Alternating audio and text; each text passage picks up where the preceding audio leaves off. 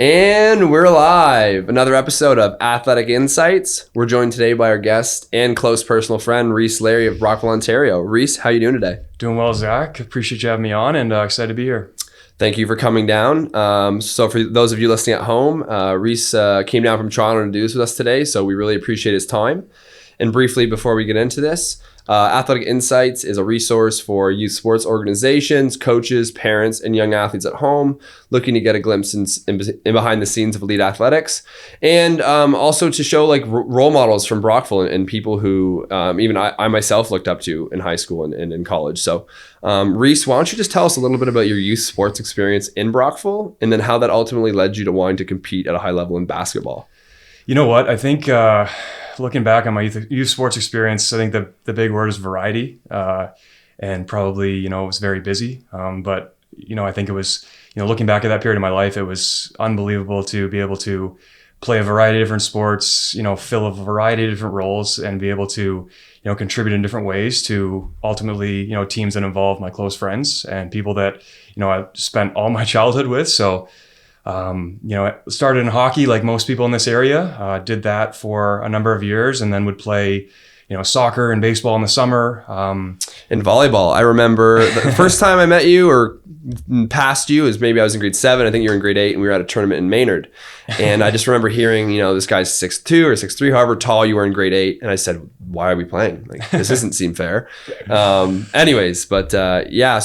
when did you start taking basketball competitively? And then just talk a little bit about your experience playing Blazers growing up and then transitioning to other teams in the area. Yeah, so basketball, you know what? I guess moving towards high school, like grade 7, 8, I was playing everything still and was, probably just as passionate about playing football, soccer. We had a very good team when I was, I think, up until under 14. And then basketball was sort of what I did in the winter, but didn't play a ton in the summer until I would say grade 9 or 10, which is when, you're in the high school level, you're playing at a higher level, like you mentioned, well, we were called the Blues at the time, but in the Brockville Basketball Association. You're playing in more tournaments that go later in the year. So people are then asking, maybe play on their summer team, or I would go to more camps and, play against, in a pretty competitive environment. So grade 9 and 10 is when, that picked up. I remember getting called up in grade 10 to play for our senior team at BCI and playing at IASA. And it was in Kingston. And, being approached by what would be my future coach in Kingston, asking what I was doing in the summer, where I was going to maybe look to play or what my plans were. And to be honest with you, I didn't have really a plan other than, putting in the work in Brockville and continuing to, hone my skills and improve my own game. But an opportunity, opened up there. So it kind of became for the rest of high school, play blues from, I guess we'd start, late in the fall, maybe right before Christmas until May, and then, have a little bit of time off and then would go to Kingston and play in the summer at Queens. So, that's when I started to kind of realize, okay, like there could be a future here for me. And then obviously having a nice growth spurt in the middle of early to mid high school helped. When did the switch flip for you? So I know you said you started taking it more seriously about 14, 15, but when did the switch really flip for you? Because one thing about a lot of the elite athletes in Brockville that I've gotten a chance to train with and play with and be friends with is there's a group of us who really grinded, and you were obviously a part of that and one of the leaders in that group. So when did the flip switch for you specifically, and how helpful was it to have a guy like Trent around? For sure. Yeah, I think actually, I was lucky enough to grow up, in a time, and I mean, Brockville's produced a ton of good athletes over the years, but like in my sort of high school era, plus or minus a few years, like there were so many good athletes that created this sort of internal competition. Not that, we were all in the same sport, but I think we all pushed each other to be better. And, that was something that helped in terms of, development. And I think to answer your question about like, when did I want to take that next turn and when did things kind of ramp up? It was probably when I was playing, in some of the higher divisions of, OBA or in these summer tournaments across Canada, the US, that, the competition in basketball became greater. And, you became, every game you were playing, like you were bound to get better based on who you were playing against. And, that was cool for me being from a small town to be able to go to all these different places and play in these, high intensity games. And so I think, that made me look in the mirror and say, I need to get better at X, Y, and Z. I need to get in the gym. a favorite line I've had from one of my coaches is, we'll probably talk about this later, but when I did, eventually specialize and just stick to basketball later in high school was, your second sport has to become the weight room, and do everything, outside of the gym that you can do to improve your game. So. Yeah. So very similar for me. I'd say the flip switched when I was 16, and it was just finding football. Like I found something that I had a possibility to take further, and I was like, well, I'm going to put this work in. Let's see what I can do with it. And then when I got a little validation, I don't know if you remember this. Me, you, and Huey McFall were hanging out at his house one evening. Not getting into trouble, not doing anything wrong.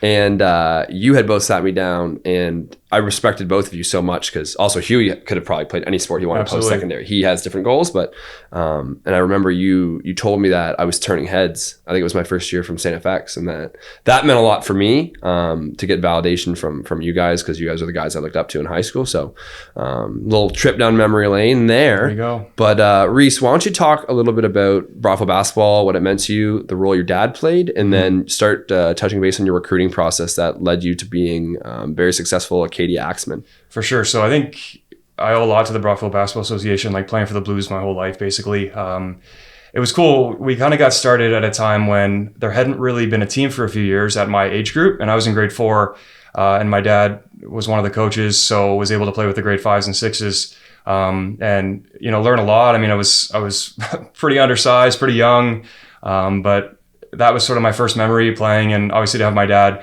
on the staff was pretty cool now looking back. And he did a lot for me, kind of finding that passion for the game. And he did a lot for a lot of us. Yeah, I mean, he put in a lot of time, and I think a lot, like we were talking earlier, like you appreciated it, and I certainly appreciate it, and even more so now, just realizing that commitment. So from there, moved on, continued to stay with the Blues until, as I mentioned, early in high school. But each year, there were ups and downs for sure. Like when I was in grade 7, I remember not really being, a strong player on the team. Like probably was undersized again when, people started to grow.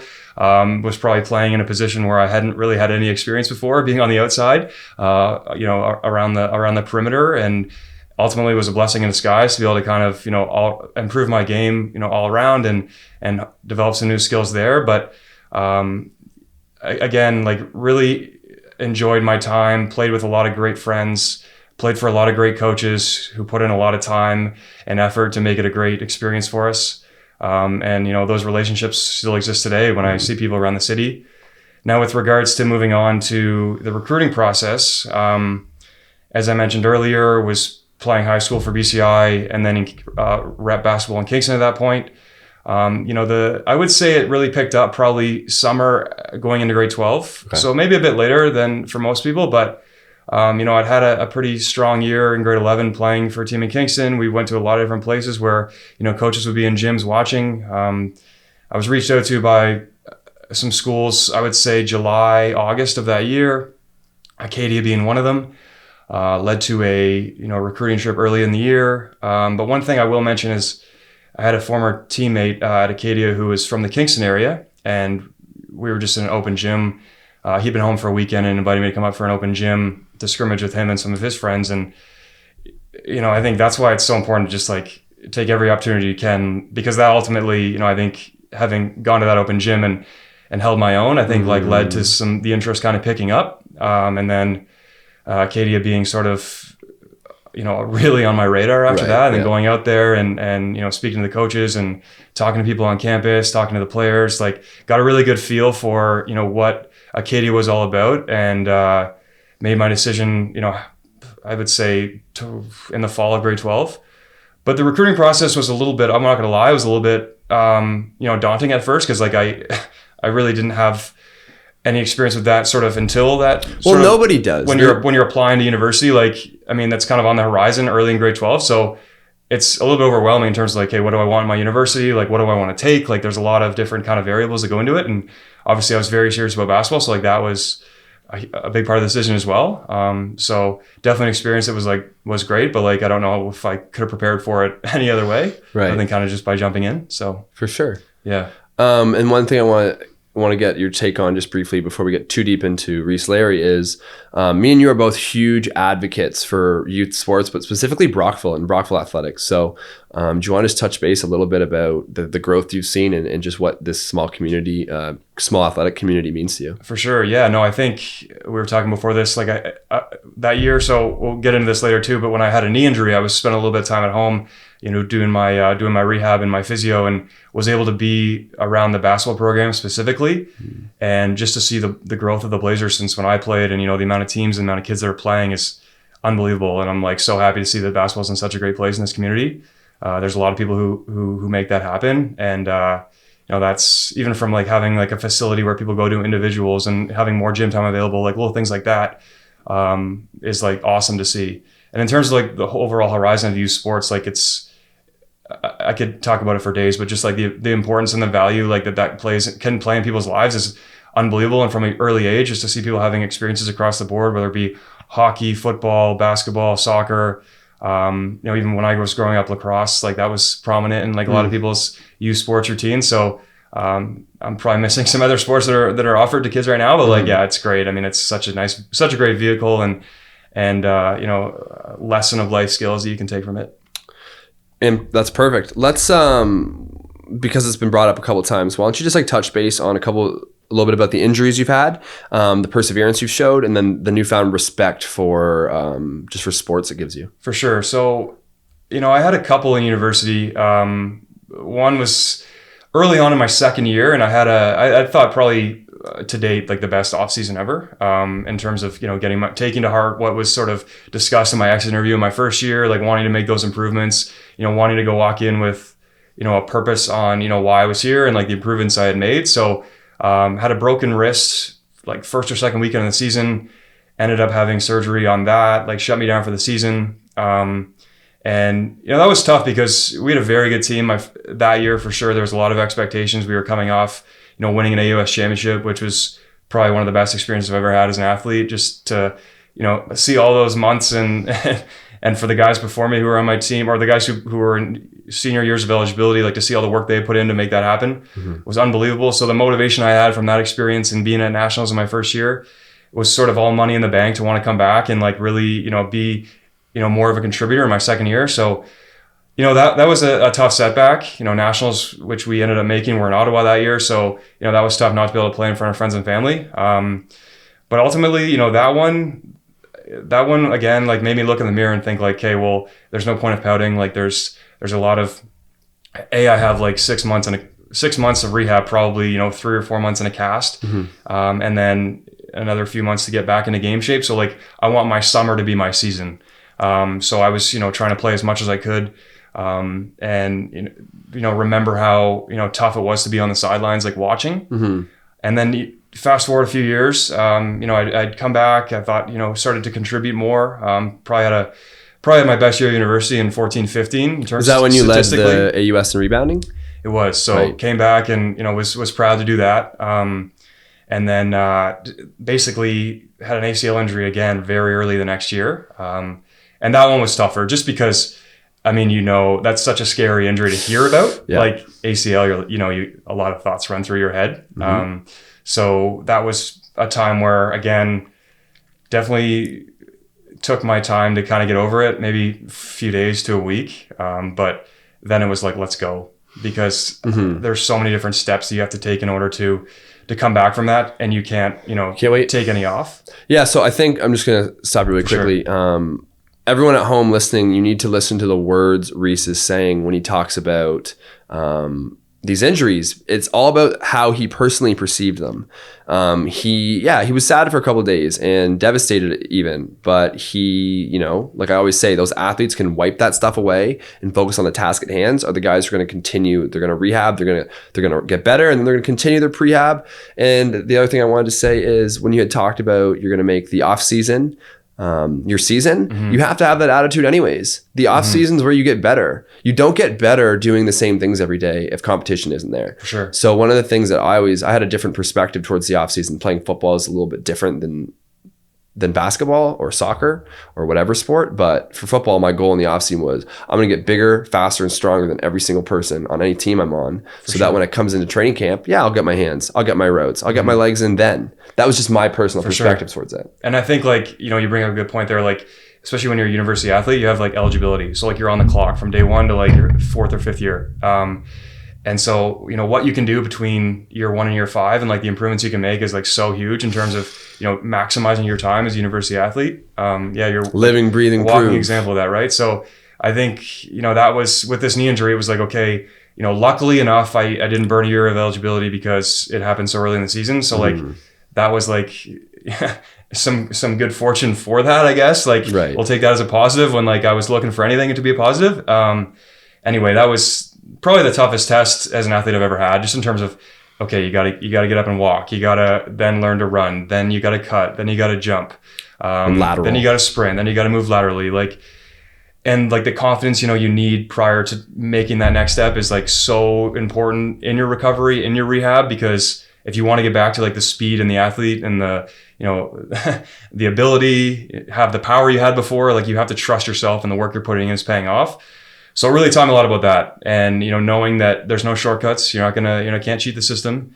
Otherwise you could end up being right back where you were. So, and that could happen throughout the rehab process. So, when I got through that and was able to come back and play my last year, it was like, I had so much confidence and so much appreciation for the sport and the game and everything that came with it. It was awesome. So. That's fantastic. So big question coming now. We ask everybody, what is your internal motivation? And it's obviously a little bit different now that you've stepped away, but when you were playing sports, what was the thing that, kept you up at night, got you up early in the morning, your why in terms of putting in all the work and the time and the patience with rehab? Because that's not an easy thing to do. For sure. I think it was, I think back to those days and like, I wanted to play in like meaningful moments. I wanted to be on the floor when like it was a tie game with like 10 seconds left. You know what I mean? I wanted to have that trust of both my teammates and my coaches. And, that's what kind of drove me to, do those extra workouts, like be smart with my rehab, but be aggressive with my rehab. And like, as I touched on earlier, to come back in that last year, like the injury changed my why. It was like, I want to come back and like do this because if I'm going to do this rehab and I'm going to go through this 8 or 9 month process, I'm going to do it right. And I'm going to do it so that when I come back, it's like super rewarding for not only myself, but those who help me. And like, I have so many people to thank for that. And like, that was also my why. It was like, if people are investing time in me to make my recovery better, I want to do this for everybody. For sure.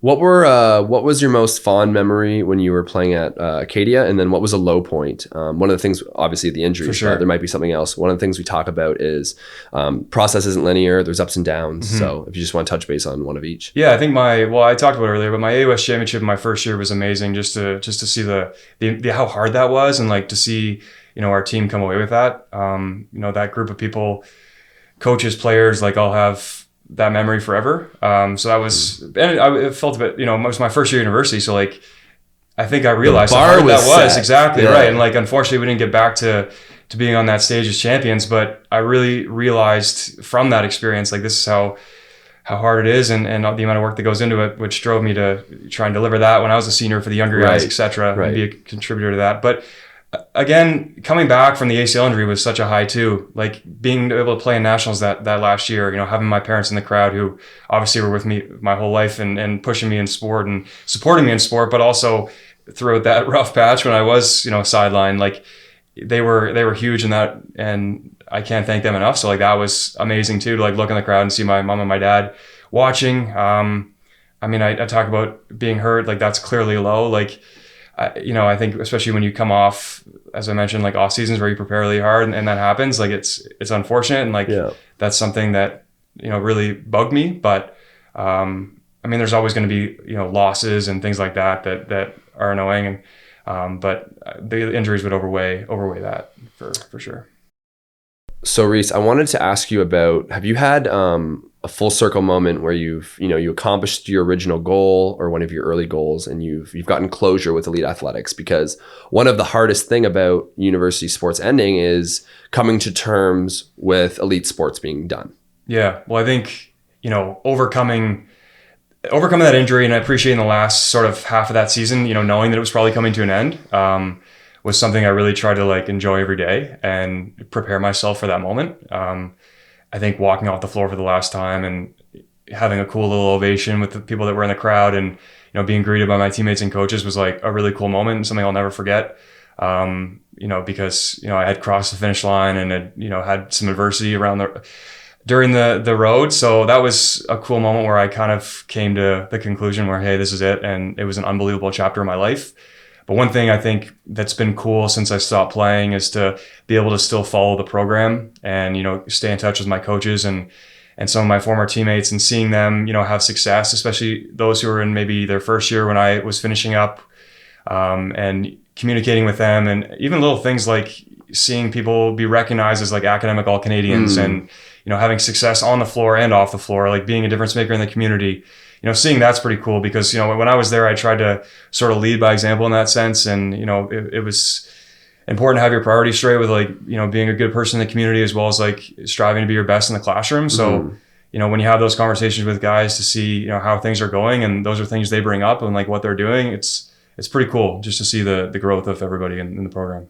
And Rhys, I really wanted to get your opinion on something. So guys listening at home, Rhys is a great example of someone who is now working in sport. So, not every athlete is going to end up playing professional sports, but there are opportunities afterwards. So do you want to briefly touch base on some of the cool things you've been able to do with your career? For sure, yeah. So I think, when I left the East Coast and moved back to Ontario, I, as you mentioned, sort of through a program I took in Toronto, was able to jump into the industry. And I've had some cool experiences with that. And I think it's kind of been every opportunity I've been given or have jumped into, it's led to something else, and being able to, channel my passion that I had for being an athlete into this new sort of chapter of life has been really cool. And, working with a lot of great people who, again, have that kind of competitive, like forward thinking mindset who, want the best out of their colleagues. And that's something I've really benefited from. So, in the short time I've been an ex-athlete, and in the real world, I've really enjoyed my time working in sport and being able to channel my passion in that way. For sure. And so the last thing we're gonna talk about here is, what's your take-home message for young athletes in the communities? Could be basketball players, could be a different sport, but what it takes to get out of Brockville, what it takes to separate yourself. So what's your piece of advice for people who are trying to accomplish some of the things that you've been able to do?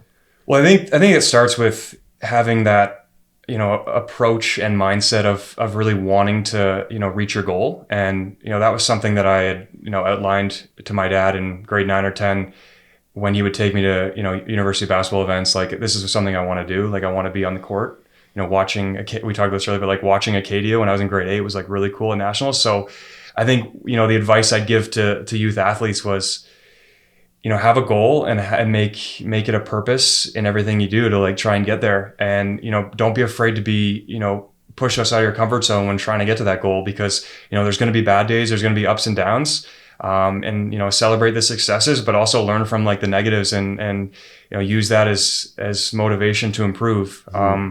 If you can be a great teammate and be coachable, I think there's a lot of opportunity to climb the ranks as an athlete. And, that's a huge portion to it. But again, if you want to, take that next step and end up playing, whether it be pro or at university, I think every day is a step in that direction. So if you can maximize, whether it be like learning from people or playing against competition, it's all money in the bank. So.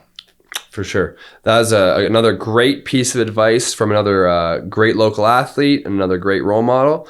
Rhys Larry, thank you for your time. Appreciate it, Zach. Thanks for having me in. Doing great things with this. I appreciate it. And we'll have to do another one soon. Sounds good. I'm in. And we're out.